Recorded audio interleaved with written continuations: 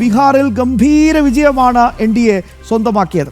ആ വിജയത്തിന് പിന്നാലെ അവിടെ NDAക്ക് കൂടുതൽ ശക്തി ഇങ്ങനെ ലഭിച്ചുകൊണ്ടിരിക്കുകയാണ്.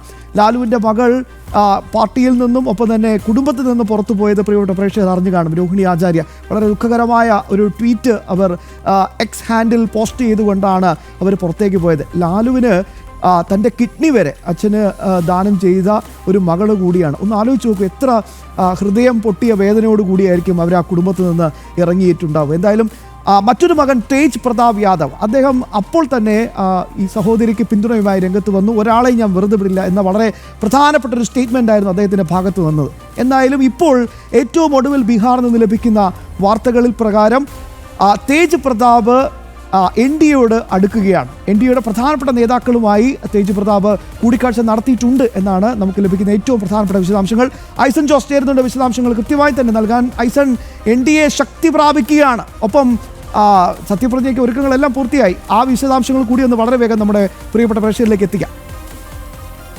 തീർച്ചയായും ശ്യാം, NDA ശക്തി പ്രാപിക്കുകയാണ് എന്ന് തന്നെയാണ് ബീഹാർ തെരഞ്ഞെടുപ്പിൻ്റെ ആ റിപ്പോർട്ടിങ്ങിൽ അല്ലെങ്കിൽ അതിലെ വാർത്തകൾ, തെരഞ്ഞെടുപ്പ് ഫലങ്ങൾ പുറത്തു വരുമ്പോൾ തന്നെ നമുക്ക് മനസ്സിലായത് വലിയൊരു ശക്തിയായി NDA മാറി ബീഹാറിൽ എന്നതാണ്.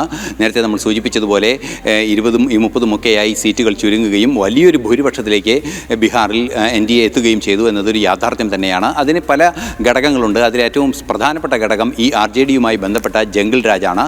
അതുപോലെ തന്നെ BJP മുന്നോട്ട് വെച്ച അല്ലെങ്കിൽ NDA മുന്നോട്ട് വെച്ച വികസന കാഴ്ചപ്പാടുകളുമാണ്. ഈ ഒരു പശ്ചാത്തലത്തിലാണ് ഈ ശക്തമായൊരു വിജയം, ഒരു വലിയൊരു മുന്നേറ്റം തന്നെ നടത്താൻ ബീഹാറിൽ സാധിച്ചത് എന്നതൊരു യാഥാർത്ഥ്യം തന്നെയാണ്. കൃത്യമായ ഇലക്ഷൻ മാനേജ്മെൻറ്റ് കാര്യക്ഷമമായി നടത്തുന്നതിനും ജനങ്ങളുടെ പൾസ് അറിഞ്ഞ് പ്രവർത്തിക്കുന്നതിനും NDAക്ക് സാധിക്കുകയും ചെയ്തു. ഇതിൻ്റെ അടിസ്ഥാനത്തിൽ തന്നെയാണ് വൈകാതെ സത്യപ്രതിജ്ഞയിലേക്ക് നീങ്ങുന്ന കാര്യങ്ങളൊക്കെ മുന്നോട്ട് പോകുന്നു എന്നും അറിയാൻ സാധിക്കുന്നത്. തീർച്ചയായും ബീഹാറിൽ വൻ വിജയം തന്നെയാണ് NDA നേടിയത്. NDA നേടുന്നതിൻ്റെ വിജയത്തിൻ്റെ പ്രധാന ഘടകം എന്ന് പറയുന്നത് നിലവിൽ RJDയുടെ കുടുംബവാഴ്ചയോടുള്ള ഒരു എതിർപ്പും അതുപോലെ തന്നെ അല്ലെങ്കിൽ ഇത്തരത്തിലുള്ള ജംഗിൾ രാജിനോടുള്ള എതിർപ്പും വികസനത്തോടുള്ള ആഭിമുഖ്യവും തന്നെയാണ്.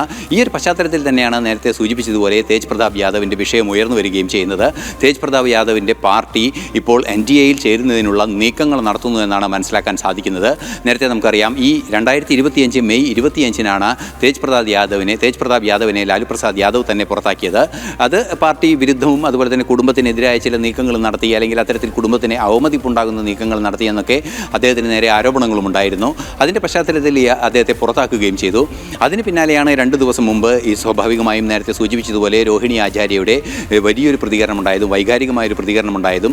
നേരത്തെ ശ്യാം സൂചിപ്പിച്ചതുപോലെ ലാലുവിനെ തൻ്റെ ജീവൻ കൊടുത്ത് സഹായിച്ച അല്ലെങ്കിൽ ജീവൻ്റെ ഒരു അംശം നൽകി സഹായിച്ച ഒരു മകൾ തന്നെ ഇത്തരത്തിൽ വലിയൊരു എതിർപ്പ് കാണിക്കുന്നത് ഗൗരവമേറിയൊരു വിഷയമായി തന്നെ ചർച്ച ചെയ്യപ്പെടുന്ന ഒരു സാഹചര്യമുണ്ടായിരുന്നു. അവരുടെ ട്വീറ്റിൽ തന്നെ പറഞ്ഞത്, അല്ലെങ്കിൽ അവരുടെ സമൂഹമാധ്യമ കുറിപ്പിൽ തന്നെ പറഞ്ഞത്, വളരെ വേദനാജനകമായ ചില സാഹചര്യങ്ങളുണ്ടായി, അതുകൊണ്ട് കുടുംബവുമായുള്ള ബന്ധം ഉപേക്ഷിക്കുന്നു, രാഷ്ട്രീയം പൂർണ്ണമായും അവസാനിപ്പിക്കുന്നു. ഇതിന് കാരണമായ 2 പേരുടെ പേരൊക്കെ പറഞ്ഞിരുന്നു. സഞ്ജയ് യാദവിൻ്റെയും അതുപോലെ തന്നെ റമീസ് എന്ന് പറയുന്നവരുടെയും പേരൊക്കെ പരാമർശിക്കുകയും ചെയ്തുകൊണ്ടാണ് അവരുടെ ട്വീറ്റ് വന്നത്. പിന്നീട് അത് മാധ്യമങ്ങളോട് നേരിട്ട് അവർ വിശദീകരിക്കുകയും ചെയ്തിരുന്നു.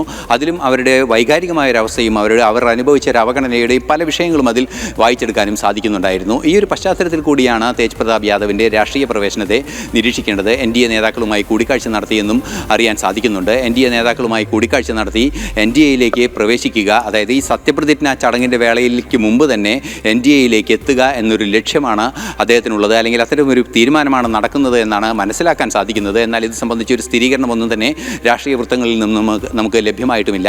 മറ്റൊരു പ്രധാന വിഷയം, തേജ് പ്രതാപ് യാദവ് ഈ രോഹിണി ആചാര്യയെ തന്നോടൊപ്പം ചേരാൻ ആവശ്യപ്പെടുകയും തന്നോടൊപ്പം ക്ഷണിക്കുകയും ചെയ്തിട്ടുണ്ട്.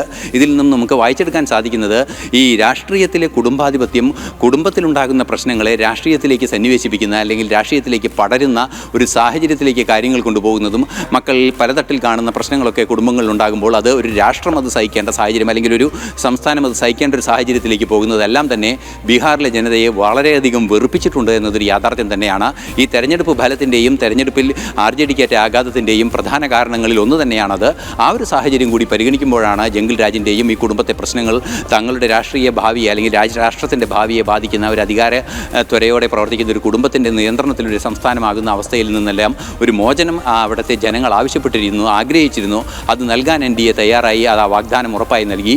അതിനെ അവർ പൂർണ്ണമായും സ്വീകരിക്കുകയും ചെയ്തു. സ്വാഭാവികമായും ഈ എതിർപക്ഷത്ത് നിന്നിരുന്നവരുടെ ആ ഒരു നിരാശ കൃത്യമായും ഇത്തരത്തിൽ പല ഘടകങ്ങളായി പുറത്തു വരികയും ആ പുറത്തു വരുന്ന ഒരു അടിസ്ഥാനത്തിൽ അവരിൽ നിന്നും അവരുടെ നീതി നിഷേധം, അതായത് ഈ കുടുംബവാഴ്ചയുടെയും ജംഗൽ രാജിൻ്റെയും ഭാഗമായി നീതി നിഷേധം അനുഭവിച്ച അവരുടെ പക്ഷത്ത് നിന്നിരുന്നവർ തന്നെ മാറി നീതിപൂർവമായ ഇടപെടൽ പ്രതീക്ഷിച്ചുകൊണ്ട് NDAയിലേക്ക് വരുന്ന ഒരു രാഷ്ട്രീയ പശ്ചാത്തലം കൂടി ബീഹാറിൽ വരുന്നത് മാറിമറിയുന്ന ഒരു രാഷ്ട്രീയ ചിത്രം തന്നെ. അതായത് ഭാവിയിൽ ഈ ബീഹാറിൻ്റെ രാഷ്ട്രീയം റിപ്പോർട്ട് ചെയ്യുമ്പോൾ മറ്റൊരു ചരിത്രം പറയേണ്ട അല്ലെങ്കിൽ മറ്റൊരു രാഷ്ട്രീയ സമവാക്യങ്ങളെ പറയേണ്ട സാധ്യതയിലേക്ക് കാര്യങ്ങൾ കൊണ്ടുപോകുന്നു അല്ലെങ്കിൽ അതിലേക്ക് നയിക്കുന്നു എന്നാണ് ഇതിൽ നിന്നും നിരീക്ഷിക്കാൻ സാധിക്കുന്നത്.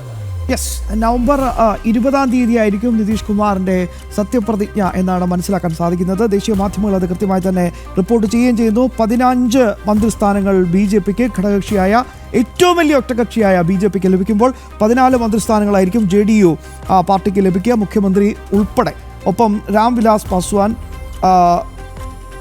രാംവിലാസ് പാസ്വാൻ പാർട്ടി, അതായത് LJP പാർട്ടി, ചിരാഗ് പാസ്വാന്റെ സ്വന്തം പാർട്ടി, അവർക്ക് 3 മന്ത്രിമാരെ കിട്ടും എന്നാണ് റിപ്പോർട്ട് ചെയ്യുന്നത്. ജിതിൻ റാം മാഞ്ചിയുടെ ഹിന്ദുസ്ഥാനി അവാം മോർച്ച, ഉപേന്ദ്ര കുശ്വാഹയുടെ രാഷ്ട്രീയ ലോക് മോർച്ച എന്നീ പാർട്ടികൾക്ക് ഓരോ ക്യാബിനറ്റ് മന്ത്രിസ്ഥാനങ്ങൾ കൂടി ലഭിക്കും. അങ്ങനെ നവംബർ 20-ാം തീയതിയാണ് ആ സത്യപ്രതിജ്ഞാ ചടങ്ങ് പട്നയിൽ നടക്കാൻ പോകുന്നത്. എല്ലാ ഒരുക്കങ്ങളും തുടങ്ങിക്കൊള്ളാനുള്ള നിർദ്ദേശം കിട്ടിയിട്ടുണ്ടെന്നാണ് പട്ന അഡ്മിനിസ്ട്രേഷൻ ഇപ്പോൾ പ്രതികരിച്ചിരിക്കുന്നത്.